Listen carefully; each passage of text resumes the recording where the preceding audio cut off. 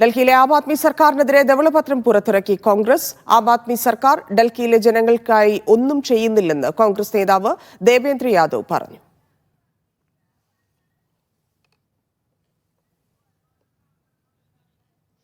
P R Aravind ചേരുന്നു. അരവിന്ദ്, വീണ്ടും ഭരിക്കാൻ ഒരുങ്ങുന്ന അതിനുള്ള തയ്യാറെടുപ്പുകൾ തുടങ്ങുന്ന ആം ആദ്മിക്കെതിരെയാണ് ഇത്രയധികം പ്രശ്നങ്ങൾ വന്നുകൊണ്ടിരിക്കുന്നത്. എന്താണ് ഡൽഹിയിൽ സംഭവിക്കുന്നത്?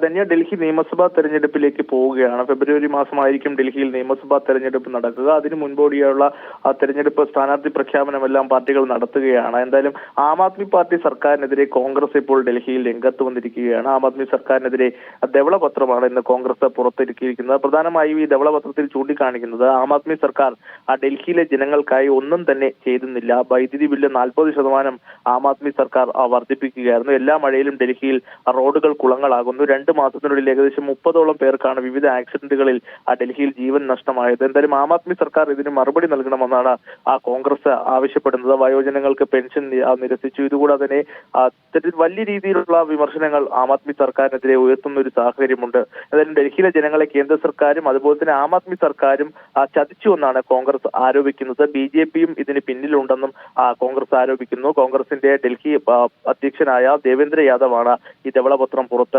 കോൺഗ്രസ് നേതാവായ അജയ് മാക്കനും ഈ വേദിയിൽ സന്നിധനായിരുന്നു. ശരി അരവിന്ദ്.